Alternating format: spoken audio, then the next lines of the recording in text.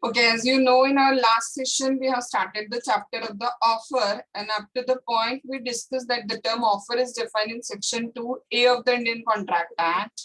Then we discussed the definition of offer, which stands for when one person signifies his willingness to another. एक व्यक्ति अपनी इच्छा दूसरे व्यक्ति के सामने रखता है किसी चीज को करने के लिए या ना करने के लिए, to do or abstain from doing with a view to take the assent of that other, ताकि वो सामने वाला हाँ बोले.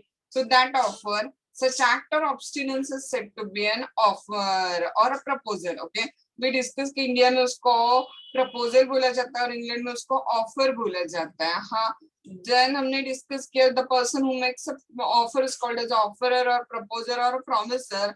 The person to whom the offer is made is called as an offeree or proposee, and when the offer is accepted, then the person is called as an acceptor or promisee. Call किया जाता है. Okay, then हमने discuss किया कि offer करने के लिए expression of willingness to do or abstain from doing होना जरूरी है.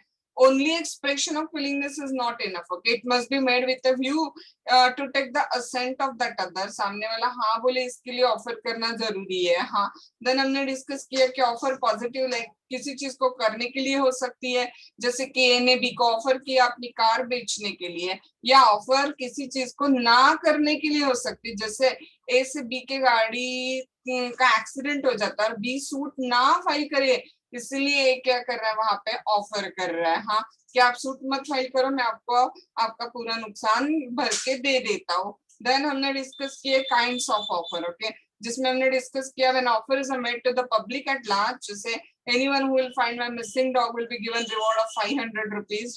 That's called as a general offer. It can be accepted by anybody. Then special offer, when an offer is made to a specific person only. When I ask only to Mr. Ram, would you like to purchase my car, then offer can be accepted only by the Ram. The offer is called as a special offer. When I ask Ram, would you like to purchase my car for rupees 500, offer is made to the Ram. Its acceptance should be given as it is. But Ram said, no, 500 is very high. Would you like to take it for, sell it for rupees 400? That is, he is making a changes in the original offer.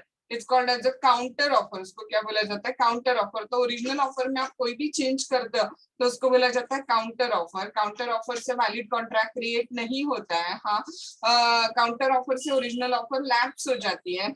Then आ जाती है cross offer, unknown to each others offer. जब दो व्यक्ति एक दूसरे को same identical offer करते हैं, that's called as a cross offer. Then when offer remain open for a particular period of the time, then it's called as the standing offer. उसको call किया जाता है, open offer कॉल किया जाता है. Okay, then हमने discuss किया when offer is made using words, it's called as express offer. And when offer is made through the implication or implied or by conduct, like putting a wedging machine on the bus stand, it's called as an implied offer. Okay, so we just gone through the types of offer. General offer में हमने very famous judgement देखा जो आपको compulsory याद रखना है. The judgment was Carlill versus Carbolic smoke ball company, जिसका basic rule हमने क्या डिस्कस किया था कि जनरल ऑफर का ऐसे एक्सेप्टेंस स्पेसिफिक देने की जरूरत नहीं है. जनरल ऑफर पे जो एक्ट बोला गया है वो एक्ट करना मतलब इटसेल्फ क्या होता है, वहां पे एक्सेप्टेंस कंसिडर किया जाता है. हाँ, Carlill versus Carbolic smoke ball company. Then हमने डिस्कस की special offer, cross offer, counter offer, standing offer etcetera. हाँ, so we gone through the kinds of offer. Thereafter हमने कौन सा वाला पॉइंट शुरू किया था? इसेंशियल्स ऑफ वैलिड ऑफर हमने लास्ट लेक्चर में शुरू किया था पॉइंट. हाँ, if you remember, essentials of valid offer में हमने डिस्कस किया कि ऑफर ऐसी होनी चाहिए कि जो capable of creating the legal relationship होगा. Okay, would you like to come for a party, would you like to come to reside with me? These all are just the social invitations. They are not capable of creating the legal relationship, so they are not considered as offer. So offer ऐसी होनी चाहिए कि जो अगर accept की जाए तो legal relationship में कन्वर्ट होने के लिए केपेबल है. देन नेक्स्ट पॉइंट हमने डिस्कस किया था कि offer must be certain, offer must B definite, offer must B clear, offer should not be वेग. ऑफर वेग नहीं होनी चाहिए. Just like क्या डिस्कस करेंगे हम लोग वहां पे कि बाबा I have 5 cars and I'm saying would you like to purchase my car, then this offer is not considered as a valid offer because I'm not specifying out of 5 car कौन सी वाली car मैं बेचना चाहती हूँ। Okay, then हमने discuss किया कि offer must be communicated to the offeree, offer must be communicated to the person whom it is made। अगर आपको ऑफर ही पता नहीं है और उसका एक्सेप्टेंस आप दे रहे हो तो उससे कोई भी कॉन्ट्रैक्चुअल रिलेशनशिप क्रिएट नहीं होगा, उससे ऑफर एक्सेप्ट करने वाले को कोई भी राइट्स मिलेंगे नहीं। उसका फेमस जजमेंट हमने डिस्कस किया था लालमन शुक्ला वर्सेस गौरी दत्त का, कि offer must be communicated to the person to whom it is made। हाँ, देन हमने डिस्कस किया कि offer should have been made with a view to take the assent of the other party. हाँ, just mere expression of willingness is not enough. If I'm saying that I'm thinking to buy the car, but I'm not asking you, would you like to sell the car to me? Then it's not considered as a valid offer. हाँ, it should be made with a view to take the assent of that other. Okay, सामने वाले का हाँ लेने के लिए offer करना जरूरी है। Then मैंने आपको बताया था कि acceptance कभी conditional नहीं हो सकता, okay, but offer can be conditional. जैसे I'm ready to sell you the goods only if you are paying the cash. I'm ready to give you my car, but only if you are going to make me the payment through NEFT. तो आप offer को conditional बना सकते हो, but acceptance कभी conditional नहीं हो सकता है। हाँ, देन हमने नेक्स्ट पॉइंट डिस्कस किया था कि अगर आपके ऑफर में आपने ऐसा कोई स्टेटमेंट रखा है कि बाबा आपने 8 दिन में रिप्लाई नहीं किया तो आपका हाँ एक्सेप्ट किया गया, ऐसे प्रिज्यूम किया जाएगा। हाँ, तो वो ऑफर भी वैलिड ऑफर नहीं है। Okay, so offer should not contain the term non compliance of which amount to the acceptance. हाँ, आपने हाँ नहीं बोला तो आपका हाँ प्रिज्यूम किया जाएगा, ऐसी कोई ऑफर होगी तो ऑफर वैलिड नहीं होगी वहां पे। हाँ, देन नेक्स्ट वन देखो, ऑफर कैसी होनी चाहिए, स्पेसिफिक हाँ या जनरल। हाँ, हमने डिस्कस किया, या स्पेसिफिक मतलब ऑफर कैसी होगी, देखो made to a particular person only, then the offer is considered as a specific offer, and when offer is made to the people at large, then offer is considered as a general offer। okay, then हमने discuss किया कि offer can be express, when offer is made through the words it's called as express offer, and when offer is made through the conduct or through some act it's called as the implied offer, like we discussed। हाँ, when traffic signal पे बच्चा आता है और car पहुंचना शुरू कर देता है तो वो उसको हमने बोला नहीं है ना, तो that is considered as implied offer. अगर आपको नहीं चाहिए तो आपको उसको इमीडिएटली बोलना पड़ेगा कि no I don't want any kind of the cleaning of my car, but अगर आप कोई ऑब्जेक्शन नहीं लेते हो तो इसका मतलब आपका एक्सेप्टेंस वहां पे इम्प्लाइड है। हाँ, सो ऑफर में भी कैसे हो सकती है, देखो एक्सप्रेस हो सकती है, इम्प्लाइड हो सकती है। हाँ, in our last session we discussed up to this 8 points of essential elements of a valid offer. Now we are going to discuss the next point, and the next point we are going to discuss is a offer is a different from mere statement of intention। mere statement of intention अलग बात है, invitation to offer अलग बात है, communication of information अलग बात है, casual equity अलग बात है। हाँ, prospectus advertisement अलग बात है, और ऑफर क्या है वहां पे अलग बात है। हाँ, let's check out this next 9th point of the essential elements of a valid offer।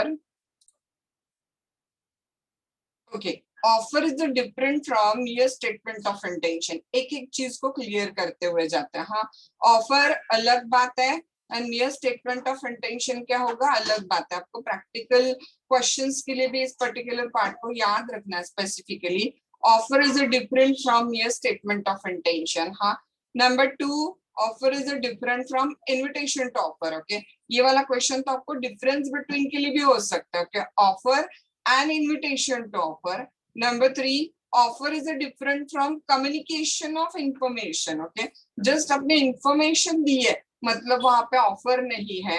Number 4, offer is a different from casual equity and offer is different from prospectus and advertisement। okay, one by one हम लोग क्या करते हैं, वहां पे कुछ चीजें discuss करना शुरू कर देते हैं एंड देन हम लोग क्या करते हैं वहां पे अंदर जाते हैं। हाँ, नंबर 1 देखो, offer is different from statement of intention. हाँ, एक फादर हाँ जस्ट ऐसे डिक्लेयर करते हैं कि anyone who is going to get married with my daughter will get all my property after the marriage. हाँ, मतलब वो फादर क्या कर रहे हैं, बोलो अपना इंटेंशन डिक्लेयर कर रहे हैं कि उनके बाद में उनकी सारी जो भी प्रॉपर्टी होगी वो उनके would be son in law को मिलने वाली है वहां पे। हाँ, तो अब ना अंडर दिस पर्टिकुलर इम्प्रेशन कि आज नहीं तो कल उस फादर की पूरी प्रॉपर्टी जवाई को ही मिल जाएगी, इस अंडर इम्प्रेशन क्या हो जाता है, एक लड़का उस फादर की लड़की के साथ में शादी कर लेता है, हाँ, एंड आफ्टरवर्ड्स उस फादर का मूड क्या हो जाता है, वहां पे चेंज होता है एंड वो वहां पे property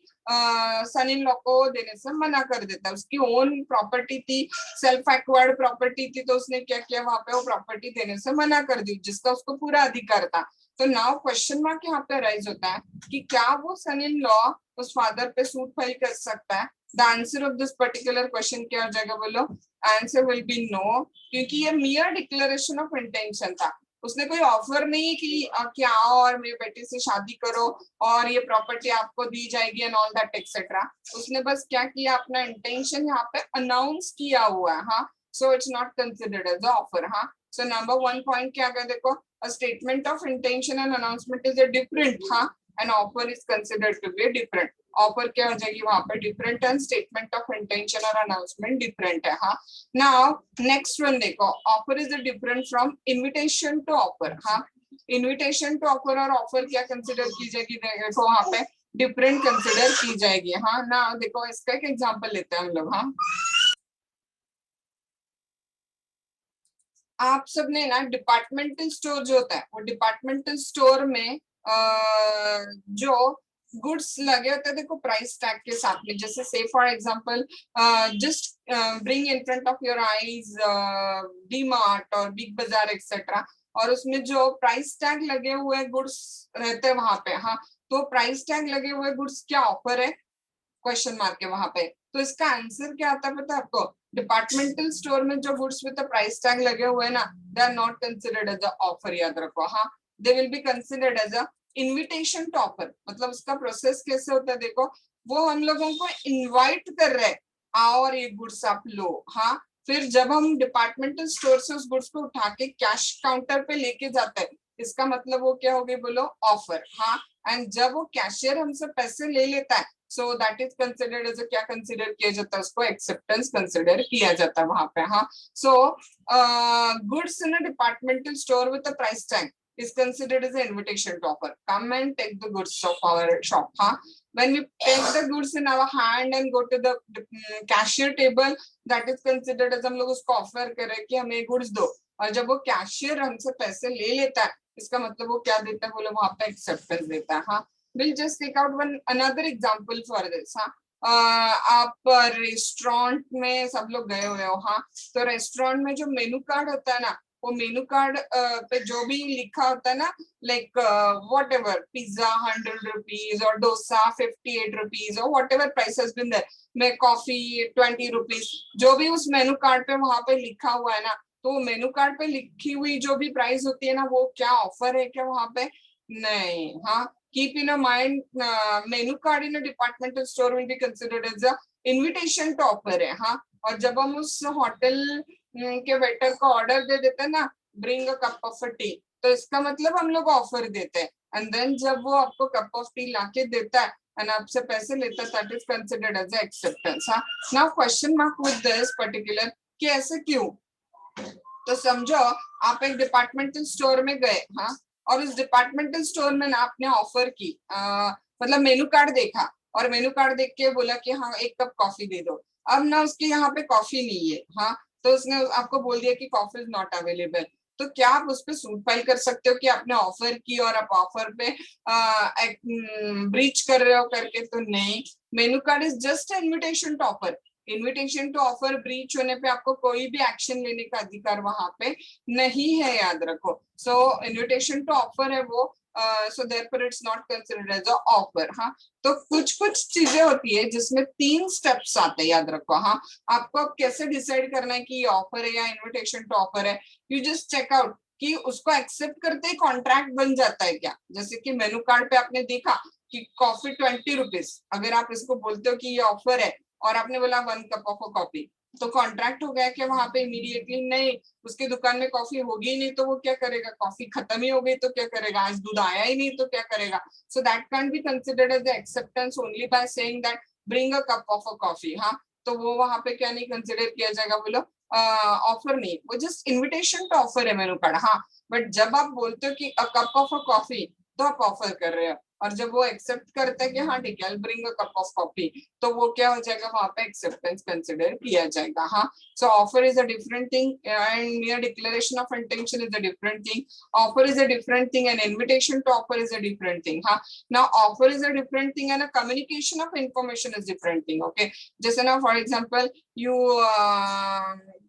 make a mail to me, हाँ, and ask ma'am would you like to take our class and please give us the fee schedule. हाँ, तो मैंने आपको फी शेड्यूल इन्फॉर्म कर दिया, देखो I didn't tell you that yes I will take the class. आपने मुझे दो क्वेश्चन पूछे, ma'am would you like to take our class, I said okay, sorry, and the second thing you asked please send us fee schedule, तो मैंने आपको बस एक फी schedule भेज दिया, जो भी मेरा था वो फीस का शेड्यूल मैंने आपको भेज दिया वहां पे। हाँ, तो फी शेड्यूल भेजने पे आपने बोला कि ठीक है I am ready to join the class, तो क्या वहां पे कॉन्ट्रैक्ट हो गया क्या? नहीं, याद रखो, मेरा वो फी शेड्यूल आपको भेजना मतलब मियर कम्युनिकेशन ऑफ इंफॉर्मेशन था। मैंने ऐसे बोला क्या कि I am ready to take the class, और आपने मुझे बोला कि आप क्लास ले लो, और मैंने मना वो कर दिया वहां पे, तो आप मुझ पे एक्शन ले रहे हो, तो वो एक्शन मेंटेनेबल होगी क्या वहां पे? तो action is not maintainable. Why maintainable नहीं है? क्योंकि मैंने आपको कहीं पे भी नहीं बोला ना कि yes I am ready to take the class. Okay, मैंने आपको बस फी शेड्यूल भेजा है, इसका मतलब मैंने बस क्या किया बोलो, मियर कम्युनिकेशन ऑफ इंफॉर्मेशन किया है। I have not said you that yes, I'm ready to take the class. Okay, so mere communication of information is also not considered as a offer. Okay, then देखो, हाँ, prospectus या advertisement, this is also invitation to offer. हाँ, they are also not considered as the offer. अब ना most of yeah, in fact you all are a commerce student. हाँ, तो आपको थोड़ा बहुत कंपनी का नॉलेज है, prospectus वर्ड शायद आपने सुना होगा, तो रिमाइंड करके देखो, कंपनी जब भी अपने शेयर्स लोग ले ऐसे सोचती है, उसके लिए एक एडवर्टाइजमेंट इशू करती है, एक इनविटेशन इशू करती है। वो इनविटेशन मतलब क्या होता है बोलो, prospectus, companies invitation to the public to come and take our shares. That invitation of the company is considered as the prospectus. तो वो स्टोरी कैसे होती है, रिमाइंड करो, देखो कंपनी सबसे पहले क्या इशू करती है, प्रोस्पेक्टस इशू करती है, come and take our shares, and our company is going to issue about 100 rupees 10,000 shares, whatever company का डिसीजन होगा, तो कंपनी क्या करेगी, देखो लोगों को इनवाइट करती है थ्रू द प्रोस्पेक्टस कि आओ और हमारे कंपनी के शेयर्स लो। हाँ, देन स्टेप नंबर 2 क्या होता है, देखो पीपल, हाँ, public make a application to the company for purchasing the shares of a company. Okay, just say for example I made an application for 100 shares, Mr. Amit made an application for 100 shares, Miss Riya make an application for 100 shares, whatever may be there. तो वहां पे क्या हो गया, देखो तो अलग अलग लोगों ने अलग अलग टाइप का ऑफर किया कंपनी को कि हमें आपके कंपनी के, किसी को 100 चाहिए, किसी को 50 चाहिए, किसी को 1000 चाहिए। हाँ, ना कंपनी समझो सबको शेयर देती है क्या, कंपनी का अलॉटमेंट अगर 10,000 शेयर्स का ही है तो कंपनी को उतने ही शेयर्स इशू करने, उससे ज्यादा तो करने नहीं है, तो कंपनी तो सबको एक्सेप्टेंस नहीं देगी ना वहां पे, तो कंपनी हर किसी को उस हिसाब से क्या देती है बोला, एक्सेप्टेंस दे देती है। हाँ, तो वो कंपनी जब एक्सेप्टेंस देती है कि हाँ ठीक है हमने आपको कंपनी के शेयर दे दिए और दे रहे, तो दैट्स कॉल्ड एज अलॉटमेंट। हाँ, allotment of shares is considered as the, उसको क्या बोला जाता है, एक्सेप्टेंस। हाँ, तो जब कंपनी प्रोस्पेक्टस इशू करती है, कंपनी शेयर्स बेचना चाहती है, तो वो 3 स्टेप्स में जाता है। Okay, what are that particular 3 steps? Company issue the prospectus, the prospectus is considered as an invitation to offer. Okay, number 2 step क्या जाएगा, देखो कंपनी वहां पे प्रोस्पेक्टस जब इशू करती है तो जनरल पब्लिक क्या करता है, ऑफर करते हैं कि yes we would like to purchase your shares, and then application उसको बोलते हैं, और जब कंपनी वो एप्लीकेशन एक्सेप्ट करती है, that is considered as the allotment of the shares. हाँ, so prospectus मतलब भी invitation to offer है। हाँ, then देखो अब पेपर एडवर्टाइजमेंट के बारे में 2 अलग अलग चीज है वहां पे। अगर मैंने, क्योंकि स्टूडेंट्स यहाँ पे कंफ्यूजन करते हैं, हाँ 2 अलग एडवर्टाइजमेंट की यहाँ पे बात आती है, तो मैंने जो आपको जनरल ऑफर वाला एडवर्टाइजमेंट बताया था कि पेपर में एडवर्टाइजमेंट दिया कि anyone who will find my missing dog will be given a reward of 500 rupees, that advertisement is considered as an offer है, याद रखो, क्योंकि वो एडवर्टाइजमेंट 2 ही स्टेप में है ना, anyone who will find my missing dog will be given a reward of 500 rupees. This is a clear cut offer. Okay, और आप डॉग को लेके आ गए, क्लियर कट क्या हो गया बोलो, एक्सेप्टेंस, खत्म स्टोरी वहां पे। हाँ, तो getting what I am saying you, जो एडवर्टाइजमेंट हमने डिस्कस की जनरल ऑफर वाली, वो एडवर्टाइजमेंट मतलब ऑफर है, याद रखना। हाँ, और यहाँ पे एडवर्टाइजमेंट किस एंगल से दिया है, I'll just give you an example for this particular point of advertisement। हाँ, देखो समझो मेरे पास 100 चेयर्स है, हाँ, और वो 100 चेयर्स ना मुझे ऑक्शन से बेचने, तो मैंने न्यूज़पेपर में ऑक्शन का एडवर्टाइजमेंट इशू किया, ऑक्शन सेल का एडवर्टाइजमेंट इशू किया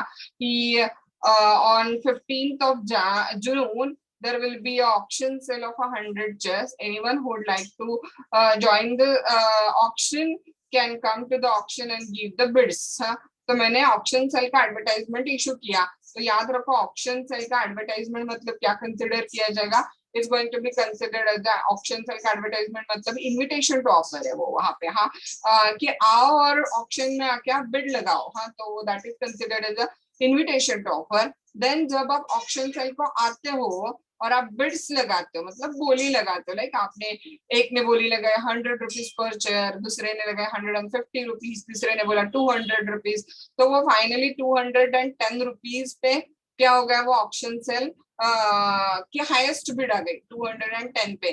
तो 210 पे 3 बार हैमर क्या हो गया, बोलो फॉल हो गया।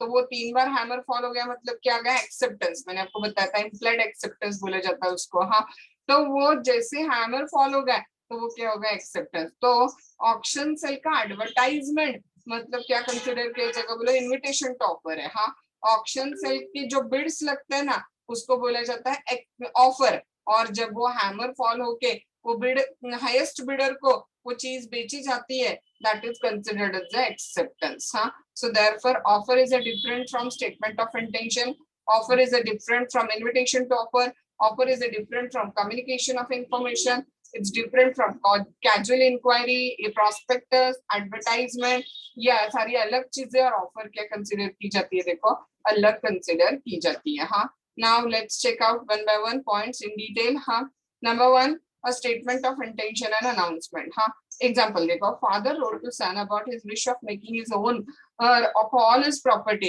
It's mere statement of intention. ये तो बहुत इजी वाला एग्जांपल दिया है कि एक फादर ने क्या किया, बोलो अपने सन को लेटर लिखा और बोला making just declaration of intention. हाँ, कि बाबा thinking that I'm going to make all my property in your name। So that is his declaration of intention। कल जाके उसको माइंड चेंज हो गया फादर का, तो वो डिक्लेरेशन ऑफ इंटेंशन आसानी से कैंसिल भी कर सकते हैं। हाँ, देन नेक्स्ट वन देखो, an announcement to give the scholarship to children scoring more than 95 marks in the board. हाँ, इज नॉट ऑफर, ये भी ऑफर नहीं है, ये भी क्या है वहां पे जस्ट जस्ट डिक्लेरेशन ऑफ क्या है वहां पे इंटेंशन है कि बाबा anyone will get the 95% mark in the 12th board will be given a scholarship. हाँ, ये भी अनाउंसमेंट ऑफ इंटेंशन कंसिडर किया जाएगा, this is not considered as a offer, consider किया नहीं जाएगा उसको। हाँ, देन नेक्स्ट वन देखो, offer must be distinguish from answer to questions. Now ये आंसर टू क्वेश्चन मतलब ऊपर जो पॉइंट गया ना उसको अगर हम देखें तो कौन सा वाला पॉइंट आ जाएगा, देखो कम्युनिकेशन ऑफ इंफॉर्मेशन। हाँ, एक तरह से आंसर टू क्वेश्चन या communication of information around same point आ जाएगा। उसके लिए बहुत फेमस और बहुत इंटरेस्टिंग केस है, and the name of that particular interesting case क्या है, देखो हार्वे वर्सेस फासे का केस है। हाँ, what happened in this particular case, देखो प्रिवी काउंसिल मतलब ना इंग्लैंड का हाईएस्ट अपीलेट कोर्ट मतलब प्रिवी काउंसिल है। हाँ, जब India was under the rule of a Britishers तब इंडिया में भी हाईएस्ट अपीलेट कोर्ट कौन था, प्रिवी काउंसिल, क्योंकि इंग्लैंड का इंडिया पे क्या था, रूल था, English people were ruling over India. So therefore India का भी highest appellate court before independence कौन हुआ करता था, प्रिवी काउंसिल हुआ करता था। हाँ, अब तो ऑफकोर्स हमारा हाईएस्ट अपीलेट कोर्ट कौन है, सुप्रीम कोर्ट है, लेकिन प्रिवी काउंसिल मतलब कौन है, highest appellate court in England is considered as the Privy Council। Okay, let's see, देखो Privy Council हाँ explain the distinction between offer and invitation to offer in the given case। Okay, क्या होगा देखो, इस case में plaintiff through a telegram asked the defendant two question, namely plaintiff defendant याद है ना आप सबको, plaintiff मतलब one who files the suit is called as a plaintiff and जिसके against suit file किया गया that person is called as the defendant consider किया जाता है। हाँ, now plaintiff through a telegram asked the defendant two question। plaintiff ने defendant को दो question पूछे। number 1 question क्या था, देखो will you sell your bumper hall pen, क्या आप आपके bumper hall pen बेचोगे बेचने के लिए रेडी हो। And number 2, Telegram the lowest cash price. Okay, मुझे आप लोएस्ट कैश प्राइस इन्फॉर्म करो आपकी क्या होगी बम्पर हॉल पेन की। हाँ, ना इस केस के डिपेंडेंट ने रिप्लाई कैसे दिया, देखो dependent replied the telegram through, हाँ टेलीग्राम से उसने वापस आंसर दिया और बोला lowest price for Bumper Hall Pen is $900। हाँ, नाउ प्लेंटिफ ने वापस रिटर्न लेटर भेजा एंड बोला कि we agree to buy the Bumper Hall Pen at $900। हाँ, लेकिन डिफेंडेंट ने वो प्रॉपर्टी सेल करने से मना कर दिया। तो प्लेंटिफ सूट फाइल करता है कि आपने ऑफर एक्सेप्ट की थी और आप कॉन्ट्रैक्ट ब्रीच कर रहे हो। बट देखो उसने यहाँ पे इंपॉर्टेंट चीज टू नोट ये है, जब वो डिफेंडेंट ने रिप्लाई किया टेलीग्राम से, उसने कहीं पे बोला क्या कि yes I am ready to purchase your, I am ready to sell your Bumper Hall Pen, ऐसे कहीं पे बोला क्या? नहीं, उसने बस क्या आंसर दिया, second question, Telegram lowest price for bumper hall pen 900. Is it anywhere you find that he answered this question? Will you sell your bumper hall pen? इसका आंसर कहीं पे दिखता है क्या हमें कि हाँ I am ready to sell your Bumper Hall Pen? ये वाला आंसर कहीं पे दिखता है क्या हमें? नहीं। हाँ, the plaintiff sent another telegram stating we agreed to buy. हाँ, now however defendant refused.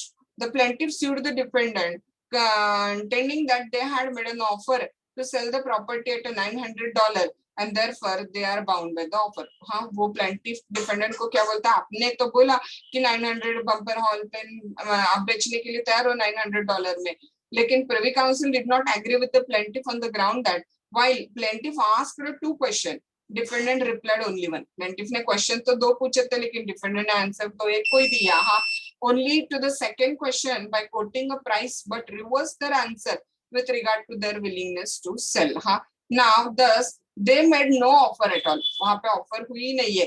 The lordship held that mere statement of the lowest price at which a vendor would sell contain no implied contract. बस उसने statement of price बताया है ना, mere statement of price is not considered as an offer. हाँ, याद रखो.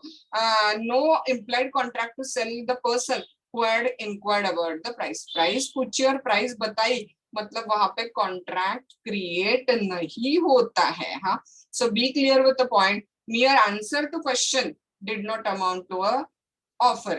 Mere statement of price did not amount to a offer. Okay, above decision was followed in the case of a Macpherson versus Appanna. Even another case, another judgment जिसमें same decision follow किया गया था. The name of that particular case is Macpherson versus Appanna. What happened in this particular case? See, where the owner of the property has said that he would not accept less than $6,000 for it. The statement did not indicate any offer but indicated only invitation to offer. हाँ, इस particular case में owner को अपनी कुछ property बेचनी थी और owner ने बोला कि वो $6,000 के नीचे नहीं लेगा. इसका मतलब ये ऑफर है क्या वहां पर $6,000? No, it's a invitation to offer है कि आप आओ और मैं प्रॉपर्टी के लिए बिड लगाओ या जो भी आप प्रॉपर्टी के लिए आपकी तरफ से कीमत बोलो, मैं बेचूंगा तो $6,000 के नीचे नहीं बेचूंगा. उसके ऊपर जो भी आपको ऑफर करनी है आप ऑफर करो, then I will accept, then I will decide. तो जब वो बोलता है कि I am not thinking to sell my property below $6,000, this did not mean that he is making an offer. This is only invitation to क्या consider की जाएगी offer. हाँ, या only a statement of a price. हाँ, so mere statement of price did not amount to the offer. ये वाला point आपको यहाँ पे क्या करना है, first point याद रखना. हाँ, answer to question या mere statement of a price did not amount to the offer. हाँ, so up to the point हमने 2 point क्या किए, discuss किए कि mere declaration of intention is not considered as offer. Answer to question is not considered as the offer. हाँ, now आगे क्या देखना है, वही exact point, statement of price is not offer. Same material. हाँ, quoting the price of a product does not constitute offer. Judgement कौन सा submit करना है, हार्वे वर्सेस सासे. हाँ, मैंने आपको बताया दुकान में जो प्राइस लिस्ट होती है वो इन्विटेशन टू ऑफर है, ऑफर नहीं है. हाँ, the price list of the goods not constitute the offer for a sale of a certain goods. हाँ, that is just invitation to offer. किसी भी दुकान में जाओ आपको जो प्राइस लिस्ट दिखेगी वो प्राइस लिस्ट मतलब ऑफर नहीं है, that is invitation to offer. जब हम मांगेंगे वो ऑफर और जब वो देगा वो क्या कंसीडर किया जाएगा, एक्सेप्टेंस कंसीडर किया